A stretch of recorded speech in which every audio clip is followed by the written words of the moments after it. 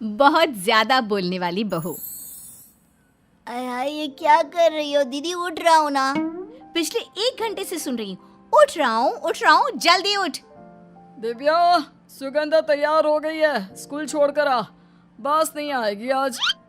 जा रही हूँ पापा, पहले अंकित को उठाकर दूध दे दो। पापा ये अंकित को उठाना जरूरी है, इसकी हर क्लास जरूरी है। पता है पापा, ये पढ़ेगा ना तभी ये ठीक रहेगा, नहीं तो मोहल्ले के लड़के जानते हैं ना आप। अरे सोने देना दिव्या बिटिया, कल रात में थक गया था, पढ़ाई कर रहा था, मैंने देखा था। आपने सिर्फ देखा था, मैंने हर 2 घंटे में इसे कॉफी दी है कि सोना जाए। आज अब परीक्षा है तो उठ नहीं रहा। पापा देखिए, ये गलत बात है। कोई मुझे स्कूल छोड़कर आएगा या फिर मैं अकेली चली जाऊं? अरे नहीं, जमाना ठीक नहीं है, मैं चल रही हूँ ना तेरे साथ। दिव्या, जो कि खुद मुश्किल से 16 साल की थी, अपनी 12 साल की बहन का हाथ पकड़कर उसे स्कूल ले जाती है। जब वो वापस आ रही होती है तो हाय रे, कहाँ भागी जा रही है? कितनी सुंदर है, मेरी गर्लफ्रेंड बन जा। ये चप्पल देखिए, 10 नंबर की है, तेरे मुंह पर पूरी छाप दूंगी, समझा? चल। और हाँ, गर्लफ्रेंड, शक्ल देखिए तेरी, कैसा लगता है? सुअर समझ में आता है ना? अभी कितना बकवास बोलती है। चल, सॉरी बहन, माफ कर दो। ये है हमारी दिव्या, जिसकी माँ अब नहीं रही। पिता है लेकिन बीमार, और साथ में छोटे भाई बहन। लेकिन दिव्या ने सभी की जिम्मेदारी एक माँ की तरह निभाई। कितना बोलती है ये लड़की, सारा दिन मुंह चलता रहता है। अरे ना चले ना पापा, तो ये दोनों हम लोगों को कुछ ना समझे। पापा देखो, छोटी को अभी तक स्कूल से नहीं आई। देखिए पापा, मैं बता देती हूँ, मैं इस घर में नहीं रहूंगी ना तो पता चलेगा आप लोगों को। अरे जरा सा ख्याल नहीं है आपको हम लोगों का, है ना? तभी छोटी आ जाती है। कहाँ गई थी, क्यों देर हो गई? कितनी बार बोला है वक्त से घर आया कर। चिंता हो जाती है, पापा को तो कुछ नहीं, मैं परेशान हो जाती हूँ। वैसे पापा भी होते होंगे, है ना पापा? फिर बताते क्यों नहीं आप, बोलिए। अरे कहाँ देर हुई है दिव्या, 1 ही तो बज रहा है। नहीं पापा, 5 मिनट ऊपर हो गए। वैसे इसके लिए ना पापा किसी को रुकना होगा जो इसे लेकर आए और स्कूल छोड़े। आसपास के बच्चों के साथ जाती है तो देर करती है। कहाँ देर हुई ये अभी तक नहीं बता रही है, पूरे 5 मिनट लेट है तू। छोटी बहन दिव्या के हाथ में एक फूल देती है। दीदी, आपके लिए फूल तोड़ रही थी, देखिए चोट भी लग गई। दिव्या माँ की तरह छोटी बहन को गले लगा लेती है। पिता दूर से दिव्या को देख रहे होते हैं, तभी पास की पड़ोसन आ जाती है। दिव्या बेटी नहीं है क्या घर में? शांति छाई हुई है। अरे वो छोटे स्कूल से आ गई है ना, तो उसके कपड़े और बाकी का काम कर रही है। देखिए भाई साहब, अब दिव्या की उम्र शादी की हो गई है तो उसके लिए एक लड़का देखा है।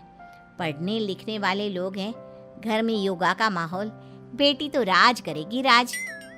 हाँ, शादी तो करवानी है दिव्या की, लेकिन उसकी ज्यादा बोलने की आदत। नहीं भाई साहब, ये तो आपको उसे समझाना ही होगा। तभी दिव्या आ जाती है। क्या समझाना होगा? अरे मुझे बताओ, मैं समझाती हूँ। सच में कोई मौका देना तो मैं समझाने में पीएचडी ही कर लूँ। वैसे कुछ लिया आपने खाने पीने में? ओ कैसे लेंगी, वो तो मैं दूंगी तब ना। रुक के मैं ला रही हूँ चाय। वैसे चाय कैसे लेंगी?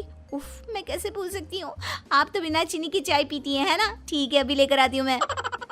उफ, दिव्या के जाने के बाद। रहने दीजिए भाई साहब, गलत रिश्ता लेकर आ गई थी, चलती हूँ मैं। अरे कैसी बात कर रही हैं, पढ़ा लिखा परिवार ही तो मेरी पसंद है।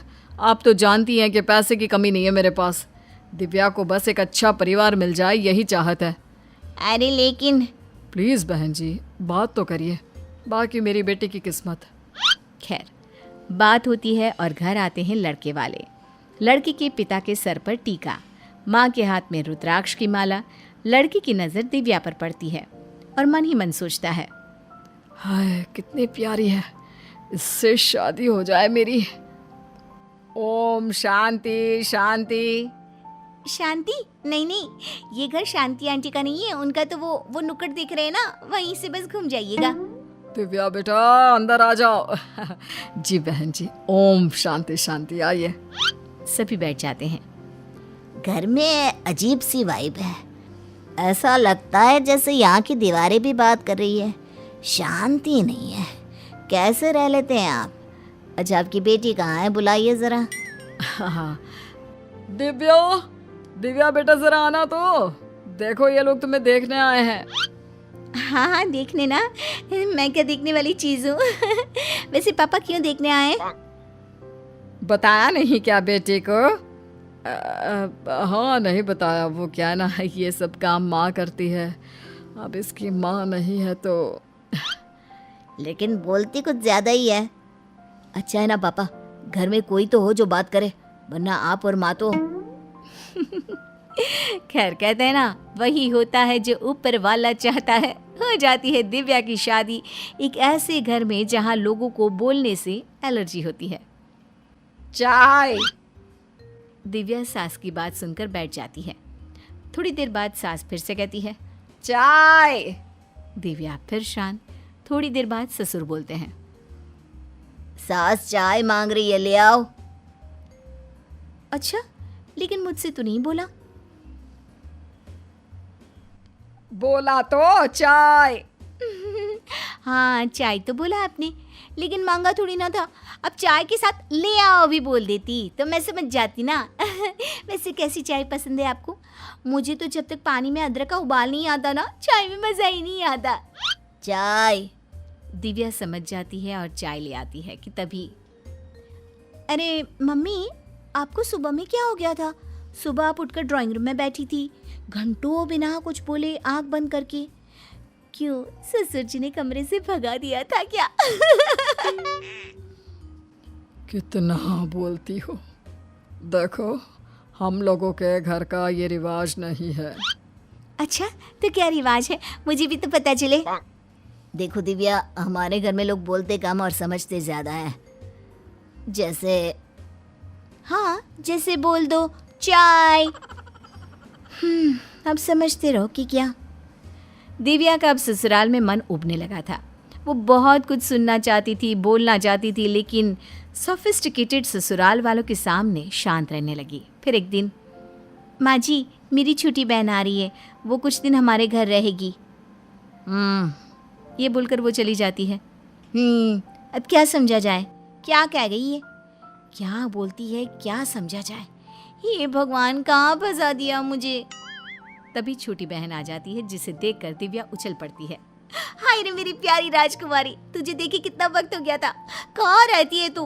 तू यहीं आ जाना मेरे पास कुछ सालों के लिए, फिर यहीं से तेरी शादी करवा दूंगी। मेरी जान, कितनी याद आती है तेरी, पता है। दिव्या बोली जा रही थी और सास ससुर उसे घूर रहे थे।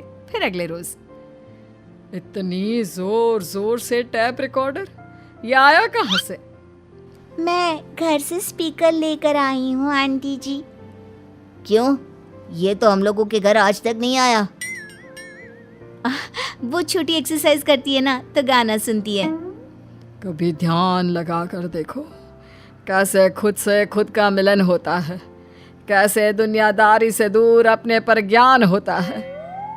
दिव्या और उसकी छोटी बहन सास की बात सुन रहे थे कि तभी एक चूहा आ जाता है और दिव्या जोर से चिल्लाने लगती है, बचाओ बचाओ, कोई तो बचाओ। अरे छोटी, ऊपर सोफे पर चढ़ जा। माँ जी, चूहा भगा दीजिए, माँ जी प्लीज। दिव्या के चीखने चिल्लाने से सास का पारा हाई हो जाता है और वो, निकलो निकलो घर से, इस घर में तुम जैसी उज्जड़ लड़की नहीं रह सकती। और दिव्या बहन के साथ मायके आ जाती है।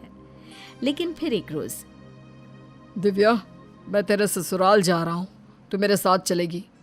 नहीं पापा, मेरा वहाँ मन नहीं लगता है। तभी दिव्या का पति आ जाता है।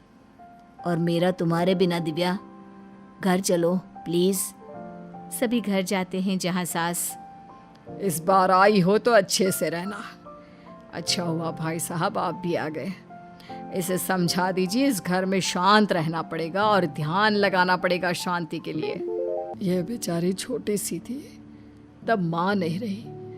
अपने छोटे भाई बहनों को उसने माँ की तरह पाला।